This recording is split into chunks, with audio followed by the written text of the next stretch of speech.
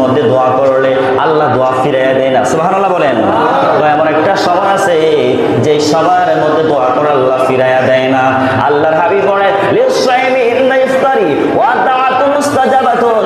আল্লাহর হাবিব রাহমাতুল লিল আলামিন নাসাই শরীফের মধ্যে হাদিসটা চলে আসছে, হযরত ওমর রাদিয়াল্লাহু তাআলা হতে বর্ণিত।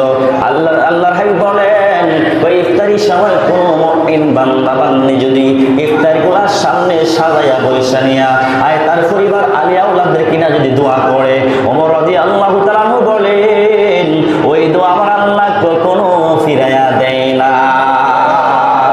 এই জন্য বাজার রোজার জন্য দুইটা আনন্দের সময়। কয়টা?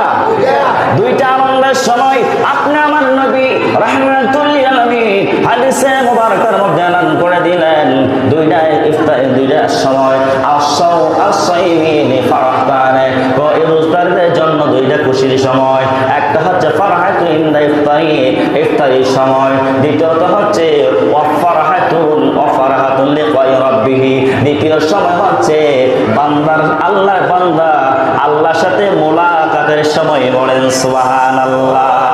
আমার নবী বলেন, আমার নবী রাহমাতুল লিল আলামিন বলেন বান্দা যখন আমার আল্লাহর সাথে মুলাকাত করবে, আল্লাহ বলেন আমার বান্দা যখন সারাদিন উপাস থেকে সিয়াম সাধনা করে, সিয়াম সাধনা করার পরে রোজা রাখার পরে, সারাদিন রোজা রাখার পরে তার মুখের মধ্যে এমন একটা দুর্গন্ধ সৃষ্টি হয় রোজদারদের মুখে।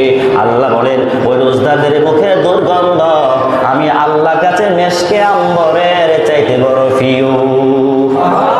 ইটা খায় না, ইটা চাইরা আল্লাহু আকবার বলেন। অনেকে আছে কষ্ট নিবেন বাবা। অনেকে তারাবি নামাজ পড়তে আসে আপনার ধূমপান করে, স্মোকিং করে, কিন্তু ভালো করে খুলিয়ে করে না, ব্রাশ করে আসে না। পাশের লোকরা